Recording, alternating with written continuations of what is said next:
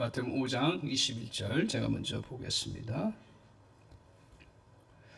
옛사람에게 말한 바 살인하지 말라. 누구든지 살인하면 심판을 받게 되리라 하였다는 것을 너희가 들었으나 나는 너희에게 이르노니 형제에게 노하는 자마다 심판을 받게 되고 형제를 대하여 라간하는 자는 공회에 잡혀가게 되고 미련한 놈이라 하는 자는 지옥불에 들어가게 되리라. 그러므로 예물을 제단에 드리다가 거기서 내 형제에게 원망 들을 만한 일이 있는 것이 생각나거든 예물을 제단 앞에 두고 먼저 와서 형제와 화목하고 그 후에 와서 예물을 드리라. 너를 고발하는 자와 함께 길에 있을 때 급히 사화하라. 그 고발하는 자가 너를 재판관에게 내어주고 재판관이 우리 옥리에게 내어주어 옥에 가둘까 염려하라. 진실로 너희에게 이르노니 내가 한 푼이라도 남김이 없이 다 갚기 전에는 결코 거기서 나오지 못하리라. 아멘. 오늘 이 말씀을 가지고 같이 은혜 받을 말씀의 제목은 마음에 품은 분노를 제거하라. 마음에 품은 분노를 제거하라 하는 말씀입니다. 분노는 우리에게 자연스러운 감정입니다. 분노를 대표적으로 보여주는 그 모습이 불과 같지요. 그래서 불은 사실은 우리에게 열정을 제공해주고 일을 할 수 있는 힘을 제공해주는 그런 중요한 요소입니다. 그래서 여기서 우리가 분을 갖는다라는 것은 어떤 면에서는 일을 더 잘할 수 있고 더 온전하게 할 수 있는 그런 통로가 됩니다. 하지만 이 분노가 불과 같은 모습이기 때문에 오늘 인생에 있어서 자칫 잘못하면 치명적인 그런 요소로 우리에게 있습니다. 그래서 분노가 이제 겉으로 이렇게 확 드러나면 어떻게 됩니까? 그러면 불로 태우는 것과 같이 태우는 결과를 가져옵니다. 한순간에 태워버려요. 그리고 한편 분노가 이제 겉으로 표출되지 아니하고 안 속에 그대로 눌러 있으면 그게 어떻게 돼요? 그것은 안에 시커멓게 타는 거가 돼요. 그래서 우리 옛날에 우리 어머니들이 이야기하기를 내 속 안에 새까맣게 탔다고 얘기를 해요. 우리나라 사람들이 갖고 있는 병 중에 하나가 뭡니까? 여성들이 특히 화병이라는 거죠. 이거는 국제적으로 병명에도 이렇게 정해졌습니다. 그러니까 특이한 케이스예요. 그래서 안에서 그냥 분노를 누르다 보니까 그게 자기도 모르는 사이에 시커멓게 태워버리는 결과를 가져옵니다. 이게 최근에는 남녀노소를 불문하고 전방위적으로 확대되고 있는 그런 모습을 봅니다. 그래서 이 분노의 지금 상태가 어느 정도니까 자료를 찾다 보니까 최근에 서울대 그 보건대학원에서 이제 통계 조사를 한 것이 있습니다. 그래서 성인 18세 이상을 놓고 1000명을 놓고 이제 이 감정에 대해서 다루면서 이 분노 부분을 조사를 했더니 조사 결과에 따르면 응답자의 49%예요. 그러니까 거의 절반이죠. 이게 장기적 울분 상태에 있고 그 가운데 9%는 아주 심각한 수준의 울분을 겪고 있습니다. 그래서 이것이 얼마나 심각한 거냐? 우리는 자연스러울 수 있지만 세계적으로 한번 비교를 해보면 또 최근에 그런 독일에서 5년 전에 발표한 자료에 의하면 장기적 울분 상태 우리나라는 50%인데 독일 사람들은 한 15%라는 거예요. 그러니까 이게 우리나라 사람 특히 이게 심하다라는 거죠. 어떤 나라에 비해서. 그게 여러 가지 요인들로 인해서 나타나는 것인데 오늘 이게 이제 더 심각한 것은 이 장기적 울분 상태에 있는 사람이 50%라고 했잖아요. 이 50%에 있는 사람들이 10명 중에서 6명은 이것도 한 50% 넘지요. 60% 되는 거죠. 이 자살을 생각하거나 극단적인 선택을 하려고 했던 마음들이 많았다. 이렇게 통계가 나왔습니다. 그래서 이게 뭘 말해줍니까? 우리 안에 그 분노를 방치하면 정신적인 손상뿐 아니라 신체적인 손상을 가져올 수 있다는 것입니다. 개인적으로 자살이나 또 심혈관 계통에 질병이 오고 세상 사람들이 말하는 스트레스로 인해서 너무 많은 그런 여러 가지 부작용들이 겪을 수 있다는 거죠. 이처럼 우리에게 개인의 그러한 어려움과 이 분노를 통해서 문제를 가져오지만 또 공동체적으로 어느 가정이나 또 교회나 또 자기 소속되어 있는 단체에서 그 공동체를 파괴시키는 감정이 된다라는 거죠. 더욱 심각한 것은 우리가 신앙생활하면서 우리가 분별할 줄 알잖아요. 더욱 심각한 것은 마귀가 이 분노를 사용해서 자기의 도구로 만들어버린다는 사실을 아마 우리 성도님들 신앙생활에서 다 조금씩은 느낄 겁니다. 자신의 의도와는 상관없이 마귀가 사용하는 큰 도구가 된다라는 거예요. 왜? 한순간에 그냥 믿음을 탁 태워버려 버리니까요. 한순간에 그 서로의 관계를 확 파괴시켜버리기 때문에요. 이거보다 더 좋은 도구가 어디 있겠어요. 그렇기 때문에 분노를 이 어둠의 세력들은 확대 재생산을 시켜나가야 돼요. 그래서 이것을 우리가 잘 기억하고 이것을 조치를 잘 해나갈 수 있는 그런 자세가 아주 지혜로운 삶이에요. 그러니까 제가 같이 우리 성도님들하고 정말 간절히 소원하는 것 중에 하나가 뭐였습니까? 우리가 소소한 실수하지 말아야 되지만 그러나 그 실수는 우리가 어쩔 수 없이 연약하기 때문에 설령 할 수 있다 할지라도 절대로 큰 실수는 하지 말아야 된다 하는 것. 그것 중에 하나가 바로 이 분노의 부분이라는 거죠. 왜? 너무 데미지가 크기 때문에, 너무 많은 것들을 태워버리기 때문에, 너무 많은 자신의 그 손상을 가져오기 때문에 이 부분을 잘 우리가 기억하고 처리해 나가는 자세가 필요한 거죠. 오늘 주님이요, 지난 시간에 우리가 같이 말씀 보면서 무슨 말씀을 했죠? 우리 주님이 이제 팔복 얘기하고 나서, 그러고 나서 우리를 어떤 존재라고 했어요? 빛과 소금이 되는 존재라고 했어요. 팔복을 다 이게 너희들은 주님 앞에 왔기 때문에 진짜 행복한 자고 하나님의 세계를 새롭게 경험하는 놀라운 축복된 존재다. 그런 너희들 이제는 그 세상에서의 빛과 소금처럼 살아가는 존재가 되었다라는 거예요. 될 것이 아니에요. 존재가, 단지 우리는 그 하나님의 은혜를 덧입어서 반사체처럼, 또 우리 소금을 맛을 더 태양빛을 받아서 짜게 하듯이, 아주 맛을 내듯이 그렇게 우리가 은혜를 받고 빛과 소금으로 늘 이렇게 서 있는 자세가 필요한 것이지, 빛과 소금이 되어간다라고 얘기하잖아요. 빛과 소금이라고 해서 이게 귀한 존재라는 거죠. 하나님이 일하시는 존재라는 거예요. 그러고 나서 우리에게 주님께서 또 뭐라고 그러셨어요?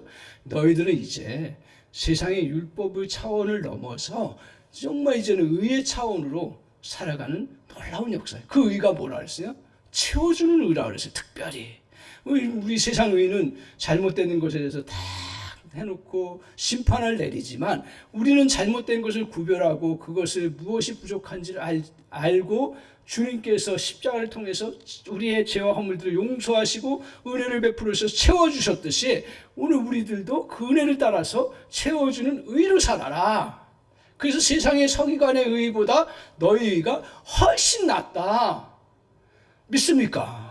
그 은혜를 우리가 덧입으며 살아가는데, 그 다음에 주님은 그렇게 추상적으로만 그냥 너희들 그렇게 살아라 말씀하지 아니하시고, 오늘부터는 뭘 다루시냐면 삶의 구체적인 부분들을 지금 다루고 계세요. 물론 주님이 전체 세상 일들을 다 다룰 수는 없겠지만 가장 중요한 부분 중에 여러 가지를 다루는데, 그 첫 번째가 뭐예요? 구약의 계명을 인용하면서 첫 번째 우리 주님이 다룬 게 뭐예요? 살인 부분이에요. 자, 한번 보세요. 21절 한번 보세요. 자, 보세요. 21절 같이 한번 보겠습니다. 시작. 너희에게 말한 바 살인하지 말라. 누구든지 살인하면 심판을 받게 되려 하였다는 것을 너희가 들었으나. 자, 옛 계명이 아니에요. 이거 십계명이에요. 뭐 십계명 중에 제일 중요한 계명 중에 하나가 뭐예요? 살인하지 말라는 얘기예요. 우리 주님이 살인 부분을 다루면서 이제 우리에게 그 다음 우리에게 본질적인 것을 가르쳐 주시기 위해서 이렇게 말씀하시는 거죠. 저는 이 말씀 보면서 주님이 우리의 삶의 문제를 다루면서 왜 살인 문제 부분을 다뤘을까?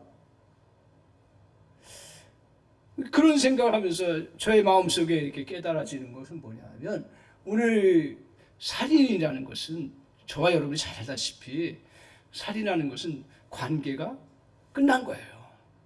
더 이상 회복이 되지 않아요. 그래서 우리 전도서에 그 유명한 말씀이 있잖아요. 살아있는 개가, 아주 천한 개가 죽은 사자보다 낫다. 왜?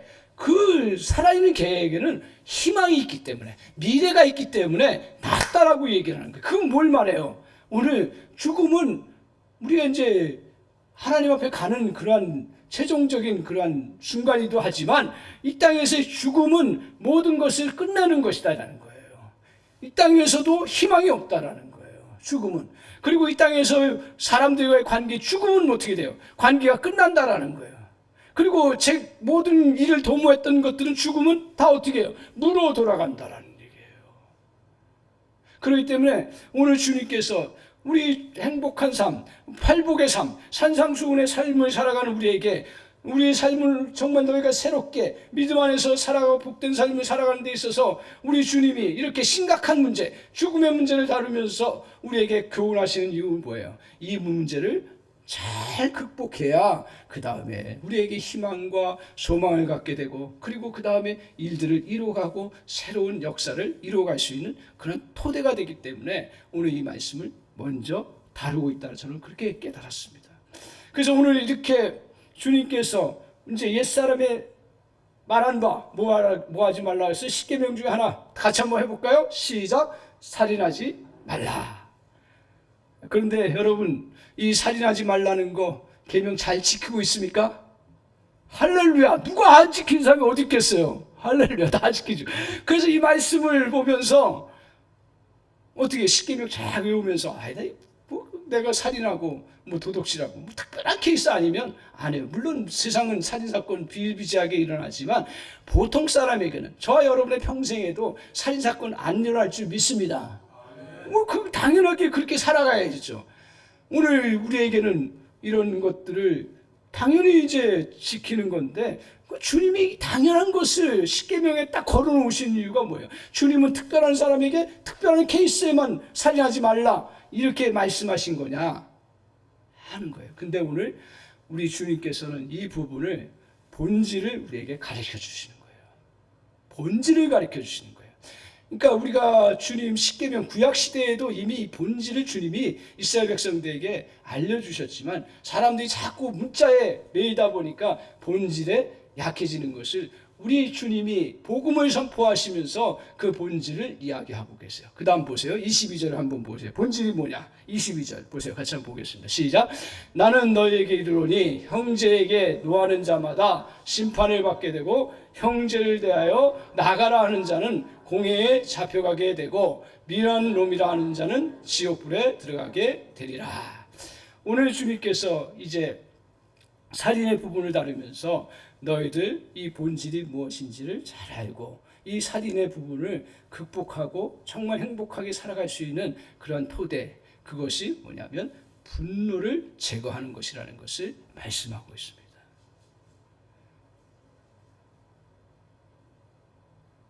살인은 겉에 나타나는 열매고요, 분노는 뭐예요? 죽음을 가져오는 그러한 안에 있는 본질이라는 거예요. 그렇기 때문에 우리가 살인의 부분을 전혀 그쪽에 가지 아니하고 오히려 그것을 극복할 수 있는 그 부분은 뭐예요? 늘 살인하지 말라는 이 말에만 매달리면 오늘 그것은 극복하지 않아요. 우리가 자연의 열매들을 보면, 자연의 나무가 시드는 것을 가지고 맨날 닦아줘가지고는 근본적으로 해결되지 않듯이, 오늘 우리에게도 근본적으로 살인의 부분, 관계가 파괴되고 모든 것이 불처럼 다 타버리는 이런 결과들을 가져오지 않는 근본적인 그 이유, 그것은 바로 밑에 뿌리를 다뤄주는 것인데, 그 뿌리가 뭐라고요? 분노라는 부분이에요. 분노를 잘 처리해야 된다는 거예요. 분노 잘못하면 모든 관계 파괴되고 모든 무로 들어가고 모든 것들이 끝나는 결과를 가져온다라는 거죠. 그래서 오늘 주님께서 우리에게 두 가지로 말씀하시는데, 이 분노를 제거하기 위해서 첫 번째로 우리에게 가르쳐 주시는 게 뭐냐 하면, 오늘 22절에 우리가 봤듯이 첫 번째로 뭐냐 하면, 기억하십시오. 그것을 우리가 먼저 인식하라는 거예요. 알아가라 이거예요. 알으라는 얘기예요. 뭘 알으라는 얘기냐면 오늘 그 분노는 오늘 우리에게 파괴를 가져오는 것임을 저 여러분이 아주 가슴 깊이 명심하고 깨달아라 라고 하는 그런 말씀입니다. 오늘 이렇게 말씀하면서 우리 주님이 이제 분노의 형태를 세 가지로 말씀하고 있습니다. 한번 보십시오. 세 가지로 말씀하는데 22절에 보면 나는 너에게 이르는 형제에게 뭐예요? 이제 여기 우리 안에 화를 얘기하면 이 화가 모여지면 어떻게 돼요? 분노가 되는 거죠. 그래서 노하는 자마다 심판을 받게 되고 그 다음에 형제에 대해서 또 뭐라 그랬어요? 라가. 제가 이거 저걸 흉내를 낼 수가 없는데 저 히브리어예요. 근데 히브리어는 라라는 것은 르라는 것은 우리가 생각하는 게 리을이 아니고 히읗 발음 나가는 것처럼 이 발음이에요. 제가 흉내를 그 말 속에 뭐냐면 더럽다 뭐 이런 그 안에 가래 끓는 소리로 욕하는 그 표현이 라가예요. 라가. 이게 제대로 흉내내는지 모르겠는데 그런 표현이에요. 저 말은 뭐냐면 오늘 분노했지요. 그 다음에는 또 이렇게 라가라는 말 속에는 뭐가 있냐면 멸시하는 거예요. 사람을 멸시해서 표현하는 거예요. 그러니까 분노의 옆자리에 뭐가 있냐면 쌍둥이처럼 있는데 멸시예요. 난 멸시한다고 분노하지 않는다는데 멸시하는 것은 이 분노의 한 형태예요. 어떨 때 멸시했던가요?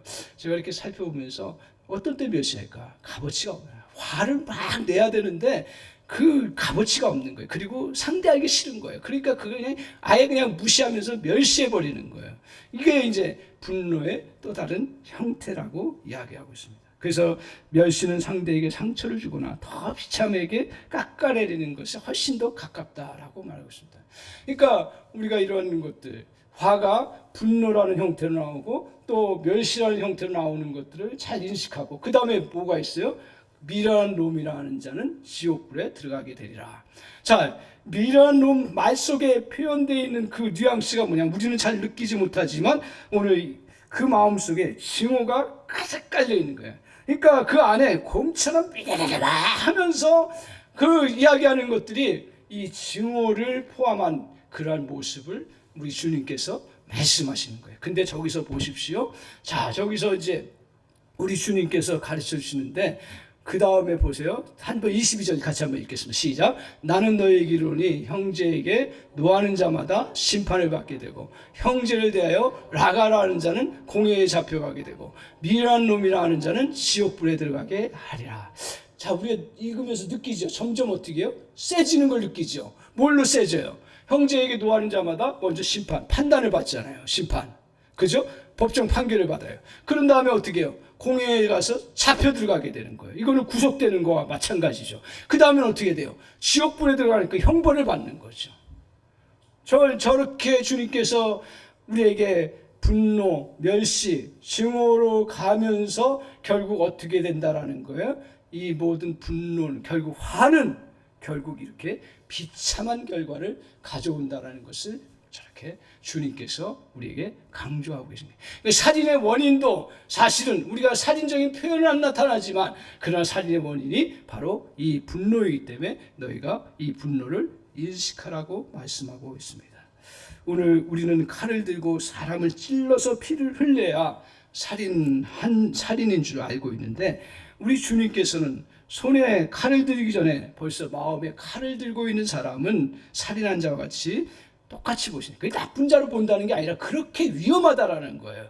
그리고 그것이 결국 겉으로 나타날 수밖에 없는 결과를 가져오기가 너무 쉽다라는 거예요. 그러므로 마음에 분노를 쌓아놓고 있는 사람은 살인자라고 규정하시는 말씀 앞에 우리가 어떻게 해야 된다는 거예요. 저렇게 주님이 막 욕을 하시면서 막 이상하게 표현하시면서 지옥불이라고 하는 그 말씀까지 하시면서 우리에게 경각심을 주는 건 뭐예요?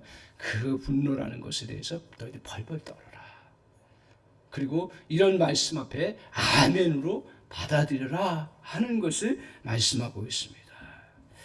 오늘 우리에게 마음의 분노를 품는 결과에 대해서 주님이 경고하십니다.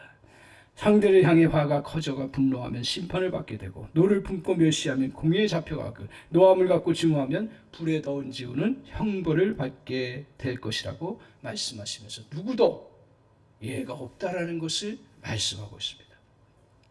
이전에 누가 봐도요, 아마 우리 저희 연배 곧 후에도 다 기억하실 터인데 저도 기억이 어렴풋이 나요. 그래서 자료를 찾아보니까 어떤 사건이 있었냐면 누가 봐도 화가 나고 분노할 수밖에 없는 그 상황이 직면한 사건이 하나 있었습니다. 그것은 미국에서 그 조지아주에서 일어났던 것인데 켈빈 존슨이라고 하는 흑인 남자의 사건이었습니다. 다른 사건이 아니라 이 사건은 이 흑인 남자가 백인 여성을 성폭행했다는 거예요.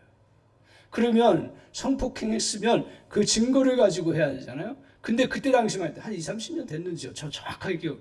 20, 30년 됐는지 그때 흑인에 대한 감정이 안 좋았던 거예요. 아직도 인종차별이 있었던 거예요. 그러니까 다 몰아가 버린 거예요.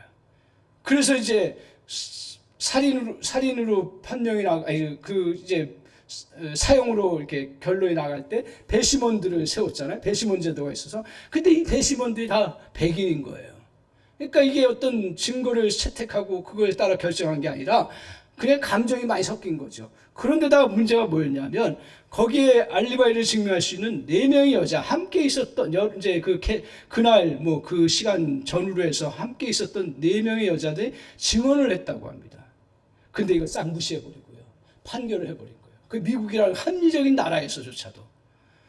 그래서 이 사람이 어떻게 됐어요? 사형 선고를 받았습니다. 여러분 어떻습니까? 아무리 성인군자라도 이거 감당이 안 되는 거죠.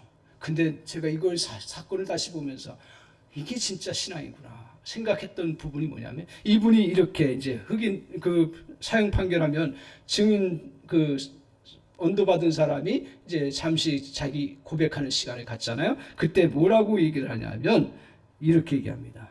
다 한마디 얘기해요. 사람도 안 믿어주니까 하나님이 내 증인이십니다. 나는 잘못 기소되었습니다. 나는 죄가 없습니다. 이제부터 나는 감옥에서 나의 억울함을 하나님이 벗겨주시도록 예수 그리스도의 이름으로 기도를 매일마다 할 것입니다. 그리고는 그거 얼마나 화가 났겠어요. 그럼에도 불구하고 그걸 다 삼키고 그냥 감옥에 들어갔습니다. 계속 감옥 생활하는 거예요. 근데 과학기술이 발달하고 DNA 검사가 다시 조사되니까 이 DNA가 나중에 일치가 안 되는 거예요. 이 존슨 사람이 DNA하고 안 맞는 거예요. 그 폭행 당한 그 DNA하고 안 맞는 거예요. 그래서 이제 결국 중간 16년째 풀려났어요. 이제 무죄라는 것이 드러난 거죠. 그걸 이제 알고 이제 퇴소할 때 기자들이 궁금한 거죠. 이 사람이 무슨 얘기를 할까? 얼마나 억울하겠어요. 그래서 그분 앞에 딱 인터뷰를 할 때 뭐라고 질문하냐면 당신에게 사형언도한 재판관이야 또 배심원들에 대해서 당신 증오하지 않습니까? 그렇게 물어봤어요. 보복하고 싶지 않습니까? 그때 저는 이게 진짜 대답이라고 생각해요. 존슨이 뭐라고 대답을 했냐면 아니요. 내 마음에 달아오르는 분노와 증오를 담고 있으면 그것은 나를 죽이고 맙니다. 나에게 중요한 것은 내가 사는 것입니다. 저는 여기 더 현실적이다. 우리가 감상적으로 그래 용서해야 되니까 이분은 정확하게 알았던 거예요. 그 분노를 품고 증오를 품고 보복할 수 있죠. 왜 못해요? 근데 생각해보니까 내가 사는 게 더 중요하다. 그리고 지금 나가서 내가 직장 얻는 게 더 중요하다. 그거 외에는 생각이 없습니다. 물론 그게 왜 안 들었겠어요. 그래 이것을 중요시하고 나아갔던 거예요. 그래서 나중에 알고 보니까 이 사람이 그 자료를 찾아보니까 이분이 뭐냐 하면 이 본문을 보고서 자기를 삭혔던 거예요. 그러니까 주님께서 저 말씀을 여러분 내가 지옥가 날 때 저 말씀을 한번 보세요. 저게 얼마나 크게 우리에게 정말 위험한 것이라는 것을 보여주고요. 지옥불에 들어가요. 저거 우리가 정말 영적으로 눈을 떠서 보게 되면 그래 우리에게 그 증오가 쌓여서 나아가면 결국 너도 지옥불에 들어가게 된다는 거 그걸 누린 기억한 거죠. 지옥불이 어디 있어요? 물 우리가 죽어서 지옥불도 가겠지만 이 땅 위에서 증오하고 막 그러면 나도 불타가지고 죽어버리는, 그게 살아있으나 죽은 모습인데요. 나는 그렇게 안 하겠다. 살겠다. 우리 한 사람, 강서 사랑의 성도님들은 현실적인 성도 되시기를 바랍니다. 에? 우리가 살아야 됩니다. 제가 코로나 지나면서 하나 터득한 것 중에 하나, 우리 죽으면 천국 가지요. 그런데 주님이 오라고 하실 때까지는 죽지 않는 은혜가 있기를 주님의 이름으로 축원합니다. 우리의 삶에서도 마찬가지예요. 여러 일들이 힘들고 내 생각대로 안 되고 얼마나 힘든 일들이 많아요. 그런데 거기서 넘어지고 죽어지면 살 길을 찾는 거예요. 신앙이라는 게 뭐예요? 두드리고 꾸리 구하고 나아가는 것인데, 오늘 이런 징후에 붙잡혀가지고 알량한 자존심 때문에, 알량한 건 아니죠, 자존심 때문에 묶여서 다시 자기를 또 파괴시키는 그러한 우를 범하지 말라는, 사랑하는 성도 여러분, 정말 우리 증오할 수밖에 없는 상황들이 와요. 사람이기 때문에, 연약하기 때문에. 그렇지만 우리 주님께서 저와 여러분에게 정말 현실적인 마음을 주시고 나를 정말 볼 수 있는 은혜를 주셔서 이런 증오는, 그리고 멸시는, 그리고 분노는 우리를 불태워 없애는 그런 아주 나쁜 악이라는 것을 깊이 인식하고 어떤 면으로든 이것을 피하고 그것을 극복해 나가는 은혜가 있기를 주님의 이름으로 축원합니다. 그래서 물리쳐야 됩니다. 물리치고 없애야 되는 그런 은혜가 필요합니다. 그러면서 오늘 주님께서 이렇게 우리 안에 있는 분노를 없애나갈 때 첫 번째로 이런 것들 인식하는 거고요. 두 번째로는 우리 주님께서 우리에게 이 분노를 처리할 때 어떻게 하라고 하시냐면, 우리 주님이 굉장히 급하세요. 뭐에 급하냐면 이 즉각성을 가지고 이 분노를 처리하라는 말씀이에요. 한번 23절, 24절 한번 보십시오. 자, 23절 한번 보세요. 자, 시작. 그러므로 예물을 제단에 드리려다가 거기서 내 형제에게 원망 들을 만한 일이 있는 것이 생각나거든 예물을 제단 앞에 두고 먼저 가서 형제와 화목하고 그 후에 와서 예물을 드리라. 저 말씀할 때 서기관과 바리새인들, 종교 지도자 아니어도 일반 사람들 들을 때, 여러분 저게 얼마나 저거 위험한 발언인 줄 아세요? 예물 드리다가 너희들 생각나가지고 그 예물 드리지 말고 가서 뭘 하라고 하면 예수님은요 신성모독죄로 걸려요. 아마 저런 것도 예수님을 나중에 십자가 박을 때 근거로 삼았을 거예요. 저게 뭐예요? 하나님 앞에 예배 드리다가 생각나는 게 있으면 그거 가서 하라는 얘기인데, 이제 그게 뭐였어요? 원망들을 말하는 거예요. 원망들을 만나는 건 뭐예요? 그 상대의 화가 날 만한 일들을 네가 생각나거든 그것을 예물을 드리다가 가라는 얘기예요. 예물을 드리지 말라는 얘기예요. 아니잖아요. 예배를 드리지 말라는 얘기예요? 아니잖아요. 저희 때만 해도요, 제가 이 말씀하면서 뭐 제 얘기해서 죄송한데, 제가 이제 어머니 이제 위급했어요. 굉장히. 근데 주일이었어요. 그때만 해도 제 생각 속에 하나님 앞에 예배하는 것은 어떤 상황에도 난 예배해야 된다. 아마 지금 저의 선배 믿음들은 저보다 더 믿음이 좋아서 그 장래가 나도 예배 지금이야 이제 우리가 또 다 생각이 조금씩 달라졌는데, 그만큼 뭘 얘기하는 거예요? 그거 하지 말라는 얘기예요. 장래 있는 건 장래를 맡기라는 주님의 말씀을 그렇게 받아들였던 거예요. 그게 나빠요? 좋지요. 주님 앞에 예배하고 어떤 일이 있어도 지켜야 되는데, 근데 주님은 이런 걸 너무 잘하심에도 불구하고 이 원망 들을 만한 일이 있을 때 어떻게 하라고요? 그것이 생각만 나도 가서 그것을 화해하라는 말씀을 이야기하고 있는 거예요. 그 말은 무슨 뜻이에요? 예물 드리지 말라는 거예요. 소홀하게 하라는 얘기가 절대로 아니죠. 무슨 말입니까? 즉각적으로 하라는 거예요. 그러니까 분노 일어나는, 오늘 이 말씀 저도 깨달으면서 나도 마찬가지고 상대도 마찬가지고 분노가 일어나는 부분들이 있으면 즉각적으로 그것을 조치를 취하고 이를 이루어가라는 거예요. 왜? 그게 서로를 태우기 때문에요. 우리 강서 사랑의 성도님들은 이 즉각적인 은혜가 있기를 바랍니다. 아멘. 그래서 뭐 우리가 방법은 잘 몰라요. 그렇지만 조치하려고 하는 마음을 갖기 시작하면 하나님께서 은혜 베푸셔서 역사해 주실 줄 믿습니다. 그런데 오늘 주님께서 이렇게 분노를 처리해 나갈 때 즉각적인 것을 가지고 하는데 방식이 있어요. 무슨 방식이냐면 첫 번째로 24절에 보면 23절에 한번 다시 돌려주세요. 23절에 보면 원망 들을 만한 일이 생각나거든.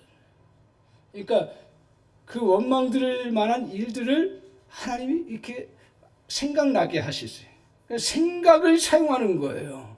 그 다음 24절을 한번 보십시오. 자, 25절 죄송합니다. 25절 같이 한번 보겠습니다. 시작. 너를 고발하는 자와 함께 길에 있을 때에 급히 사와라. 그 고발하는 자가 너를 재판관에게 내어주고 재판관이 옥리에게 내어주어 옥에 가둘까 염려하라. 그러니까 저것으로 인해서 원망해가지고 분노해가지고 상대방이 나를 고소하고 그래서 재판관에 가고 재판관에 가서 심판을 받게 되고 감옥에 가두면 너가 갇혀가지고 고통당하는 것을 어떻게 하라고요? 염려하라는 얘기는 뭐예요? 걱정하라는 얘기예요? 그러니까 성경도 잘 봐야 되는 거예요. 염려하라 했다 해서 다 염려 안 하면 안 되는 거죠. 저 염려하라는 건 뭐예요? 생각하라는 거예요. 깊게 생각하라는 거예요.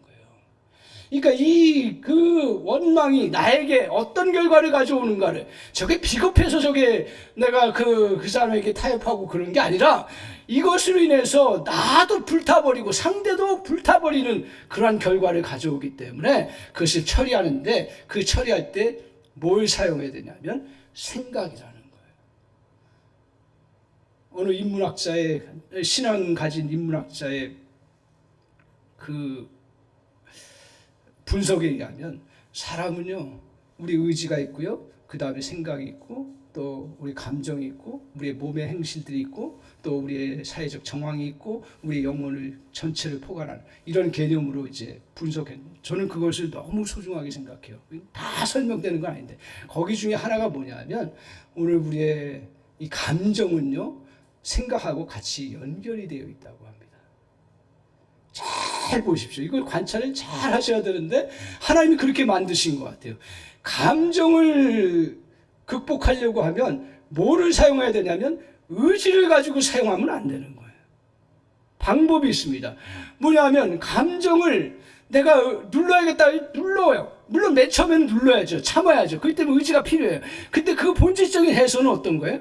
생각을 사용해야 돼요.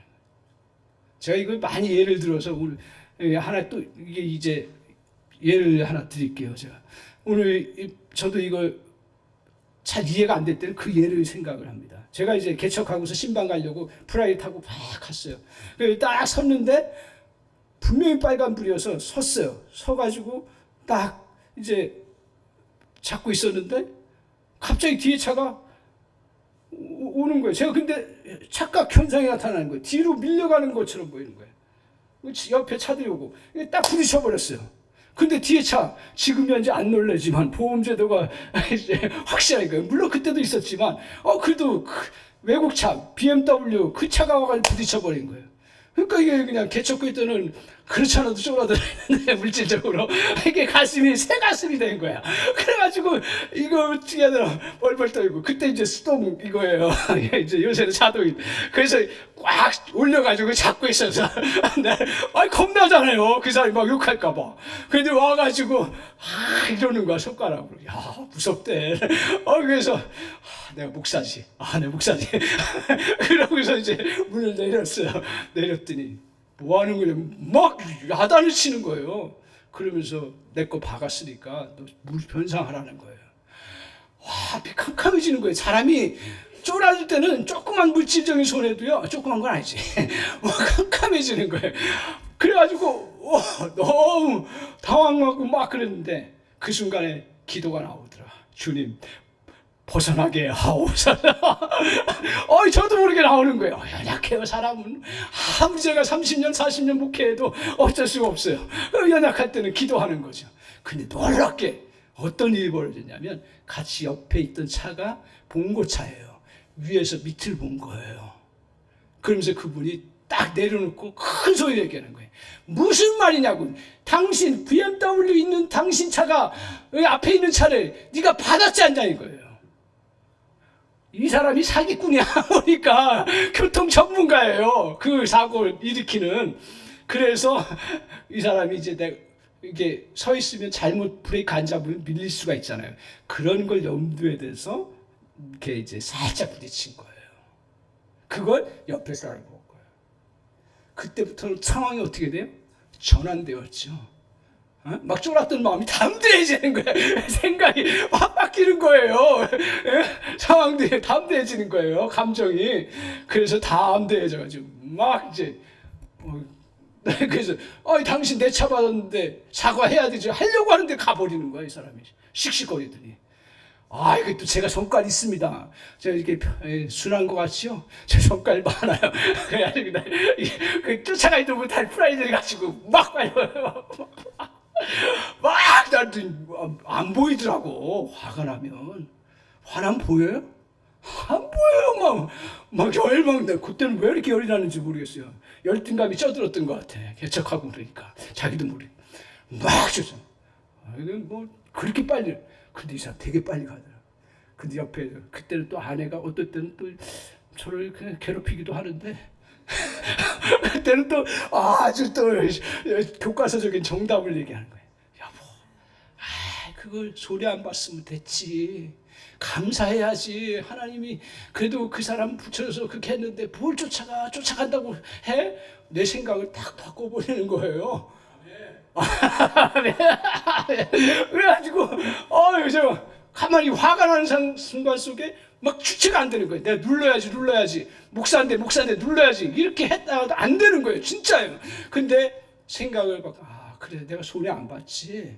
그래 쫓아간다고 해결되는 것도 아니고 그러다가 사고 나면 더 큰 정신이 돌아오는 그 감정이요 분노가 싹 사라지는 거예요. 제가 그걸 보면서 이 학자가 얘기했던 게 신학학자거든요. 인문학자이면서 이게 서로 연결되어 있구나. 그래서 우리 주님이 저걸 잘 생각해 보라고 하신 거예요. 염려하라는 것은 생각해서 그이들을 다루라고 그렇게 말씀하고 있습니다. 오늘 에베소 4장 23절에도 뭐라고 하십니까? 분노는 밤새 품지 말고 밤새도록 해가 지기 전에 불을 없애라고 이야기하셨어요. 그거를 꼭 해가 지기 전에 하라는 얘기예요. 즉각적으로 그것을 해결하고 생각하면서 그걸 풀어가도록 주님께서 말씀하셨습니다. 그래서 오늘 주님이 이런 사건들을 우리의 그냥 저희 일상만이 아니라 구약의 사건 속에서도 대단한 성인군자였던 다윗에게 있어서도 그에게 일어났던 사건이 하나가 있습니다. 그게 뭐냐 하면 오늘 다윗이 분노할 수밖에 없는 사건이었습니다. 다윗이 그렇게 잘 참았어요. 그리고 그 도망 생활하면서 십몇 년을 도망 생활하면서 속으로는 분노했겠지만 겉으로 성경적으로 이 미친 듯이 달려드는 일이 있었어요. 그게 무슨 사건이냐면 나발이라고 하는 사건이었어요. 이 나발이라는 사람이 어떤 사람이냐면 당시에 굉장히 갑부였어요. 그때 목축업도 하고 밭도 갖추고 이런 과정들을 해나가는 사람인데 그때 다윗이 그 도망생하면서도 이 나발의 거기 가서 도와주고 그리고 그 보호해주고 외부의 침략들로부터 간간히 막아줬어요. 자기 군사들이 있으니까.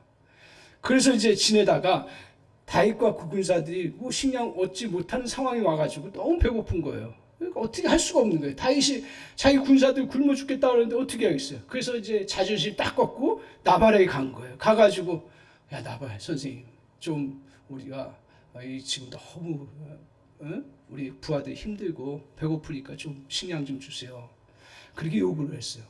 그때 나발이 어땠냐면 그 말처럼 나발 이름 좀 그렇죠. 나발 뭐라고 나발 되냐면 당신은 그 주인을 배반하고 도망간 개와 같다고 얘기하는 거예요. 그게 무슨 얘기예요? 사울이라고 하는 왕을 배반하고 도망가고 배신한 사람이라고 막 비수같이 꽂아버리는 거예요. 그러면서 줄 수 없다고 빨리 꺼져버리라고. 그러니까 이 이야기를 부하를 통해서 들은 거예요. 열이 팍 받아가지고 다 죽이겠다는 거예요. 다 죽이겠다. 그때 누가 나타난 줄 아세요? 성경에 아비가일이라다. 아시죠? 아비가일. 지혜의 대명사. 이 여인이 왜 지혜로우냐면 자기 남편 나발 그 성격 다 알면서 살았지만 그 여인은 지혜롭게 모든 걸 처리했어요. 그 분노했을 때 가장 중요한 게 뭐냐면 물질적으로 제공하는 거예요. 그 사람을 존중해 주는 거예요. 그래서 이 아비가일이 자기가 갖고 있던 모든 그런 최선을 다해서 예물을 가지고 먹을 것과 다 가져가서 나발 앞에 다윗 앞에 간 거예요. 가가지고 바짝 엎드리는 거예요. 그러면서 다윗 왕에게 이야기합니다. 저도 남편이지만 남편이 한 행동이 얼마나 잘못된 건지 알고 있습니다. 용서해달라고 하면서 뭘 가지고 다윗을 설득시키냐면 설득될 수가 없는 건데 뭐라고 얘기를 하냐면 제가 다윗 선생님의 그 삶들을 옆에서 듣고 봤을 때 다윗 선생님이 그 많은 10여 년을 생활하면서 여태까지 이렇게 살아올 수 있었던 것은 뭐냐면 하나님이 당신을 생명싸게 보호 아래 여기까지 왔습니다. 제가 그것을 옆에서 이렇게 보게 되고 듣게 됐습니다. 이런 식이에요. 그 맞아요? 맞는 얘기죠. 그러니까 다윗 속에 나를 지금 생명을 건드려 나의 생명을 힘들게 죽어가게 그러니까 더 화가 난 거죠. 근데 그 생각을 어떻게 했어요? 바꿔버린 거예요. 그러면서 또 하나 뭐냐면 당신을 세우는 것이 이런 사람들 인정하고 해서 세워지는 게 아니라 하나님이 당신을 세워주실 것입니다. 당신을 지금까지 지켜주셨고 세워주셨고 그리고 필요할 때마다 공급해 주신 분이 하나님이십니다. 앞으로 하나님께서 기름 부으셨다는 소식을 들었는데 장차 왕이 되실 터인데 사람에게 피를 묻히면 하나님이 기뻐하지 않습니다. 그러니까 그 이야기 들으면서 맞는 얘기라는 걸 둔 거예요. 다윗도 믿음의 사람이니까요. 그래서 믿음의 생각으로 싹 바뀌어버리는 거예요. 그래요? 아 그래 하나님이 나를 책임져 주시는 거야. 하나님이 나에게 먹여주시는 거야. 하나님이 생명싸개 가운데 보여줄 거야. 하나님이 높은 자리에 세워주시는구나. 생각이 바뀌어버리니까 분노의 감정 싹 없애고 그것으로 결정적인 순간을 모면하고서 다윗이 왕의 자리에 오르게 되는 놀라운 역사가 있습니다. 여러분 분노될 수밖에 없는 상황들 가만히 보면 축복의 순간인 줄 믿으시기 바랍니다. 다윗이 그랬습니다. 다윗이 인간적으로 이해가 되지 않고 용납되지 않고 힘든 그런 상황 속에서도 그것을 주님이 주신 생각으로 바뀌는 믿음의 생각으로 바꿨을 때 하나님이 그것을 놀랍게 축복해 주시고 그 마지막 시험 관문을 통과하게 하셔서 그가 정말 하나님 앞에 영광스럽게 왕으로서 등극하게 되고 하나님의 일들을 이루어갈 수 있는 놀라운 역사예요. 이게 다윗만의 사건이 아니고 다윗만의 일이 아니고 저 여러분 속에서도 가만히 인생을 돌아보면 이렇게 정말 말도 안 되는 생각 분노하는 사람들이 나쁜 사람들이 아니에요. 정말 좋은 사람이고 똑똑한 사람들이고 분노하는 사람들이 어떻게 문제를 정확하게 알고 그 모든 것들을 해결할 수 있는 그 능력이 있는 거예요. 굉장한 에너지예요. 그런데 이 에너지를 잘 써야 된다는 거죠. 이 에너지를 잘못 다뤄버리면 다 타버린다는 거예요. 저도 마찬가지고요. 저에게도 그런 게 가끔 나타날 때가 있어요. 기도해 주십시오. 그래서 오늘 이 분노 일을 일어날 때 정말 주님 앞에서 우리가 주님의 생각을 자꾸 다듬어 나가십시오. 그러다가 제가 몇 번 실험을 해봤어요. 저도 아주 큰 분노는 아니지만 화가 올라와요. 한 주 동안 사시면서 화 한 번도 안 올라온 사람 할렐루야. 아마 다 올라오실 거예요. 근데 제가 은혜 가운데 다시 붙잡은 건 뭐냐 하면 이 화났을 때는 아무것도 들어오질 않아요. 근데 우리가 훈련해야 되는 것 중에 하나가 뭐냐면 우리에게 도우시는 보혜사가 있던데 그 보혜사가 누구예요? 성령이에요. 성령까지 생각하지 못할 수가 있어요. 그러면 우리 어디로 가야 되냐면 십자가 앞에 가야 되는 거예요. 그 순간 내가 이미지를 그리든 마음으로 떠오르든 그리고 내가 주문하든 십자가 앞에 가서 그 주님 앞에 나아가는 거더라고요. 생각이 안 나요. 그렇지만 그냥 그게 훈련이 돼서 십자가 앞에 먼저 가십시오. 다른 말 말고 십자가 앞에 먼저 가십시오. 그리고 십자가 앞에서 잠시 머물고 그리고 성령을 의존하기 시작해요. 아니 왜 화가 나겠어요? 왜 분노가 일어나겠어요? 잘못된 게 보이고 그거 문제가 보이고 그리고 그동안 수없이 참아왔고 그리고 견뎌왔기 때문에 오히려 분노가 일어나는 거예요. 그렇잖아요. 근데 그것을 무슨 재주로 막겠습니까? 무슨 재주로 막아요? 오늘 이번 설교 한번 듣는다고 해서 막아요? 안 돼요. 좋아요, 여러분. 오늘 이 말씀은 제가 삶 속에서 저도 적용하면서 깨닫고 터득한 것인데 오늘 이렇게 생각을 차분히 하고 그 다음에 생각 속에서 구별하고 그 다음에 그 분노가 그래도 분노가 일어나기도 하고요. 그래도 분노가 살 때 십자가 앞에 가는 길밖에 없습니다. 그러니까 처음도 십자가 앞에 가는 거예요. 마무리도 십자가 앞에 가는 거예요. 믿습니까? 그러면 오늘 이걸 통해서 우리 분노는 어떻게 돼요? 저와 여러분을 태우는 아주 무서운 것인데 하나님께서 이 에너지를 오히려 기관차를 돌리고 하나님의 역사를 이루는 놀라운 통로로 저와 여러분을 사용해 주실 줄 믿습니다. 따라서 오늘 주님 앞에서 저와 여러분 오늘 분노를 어떻게 처리하라고요? 두 가지로 같이 말씀을 나눴습니다. 어떻게 처리하라고요? 먼저 그것을 분노가 얼마나 무서운 건가를 정말 그것에 대해서는 겁을 먹으시기 바랍니다. 다른 것에 대해서 겁을 먹는 게 아니라 그것을 정말 염려하고 오히려 생각하고 그러면서 그것을 처리해 나가고 그 다음에 우리에게 분노가 일어났을 때 어떻게 해야 됩니까? 그것들을 생각을 바꾸고 주님 앞에 주님의 생각으로 믿음의 생각으로 항상 돌리셔야 됩니다. 돌리셔야 돼요. 다른 이유가 없습니다. 돌리셔야 되고요. 그리고 그 돌려가는 과정에서 처음도 시작도 십자가 앞에 우리 주님은 얼마나 분노할 수밖에 없는 상황이지만 그 모든 걸 다 십자가 앞에서 자신을 박으셨어요. 그분만 먼저 생각하십시오. 그러면 분명히 주님께서 저는 100% 확신하는 거예요. 우리 마음이 십자가 앞에만 간다고 하면 그 순간에 십자가 앞에 주님 어떻게 해야 됩니까? 주님 십자가 앞에 왔습니다. 이 마음의 절규를 가지고 그 분노의 상황들을 맞닥뜨려 보십시오. 그러면 그것을 이겨나갈 수 있는 은혜를 주실 것이고 그러면 주님께서 우리의 생각을 정리하게 하시고 그래서 그것들을 하나씩 풀어가게 하시고 오히려 하나님의 역사를 이루는 통로로 주님이 사용하실 거라고 저는 확신합니다. 우리 사랑하는 성도 여러분, 가정이나 교회나 또 개인이나 여러 또 우리의 모임에서나 하나님 앞에서 이러한 분노를 잘 다스림으로 인해서 정말 저도 살고 여러분도 살고 가정도 살고 모두도 살고 주님 앞에서 회복되고 그래서 우리가 서기관의 의보다 더 나은 의로 사는 그러한 믿음의 백성들 되시기를 주님의 이름으로 간절히 축원합니다.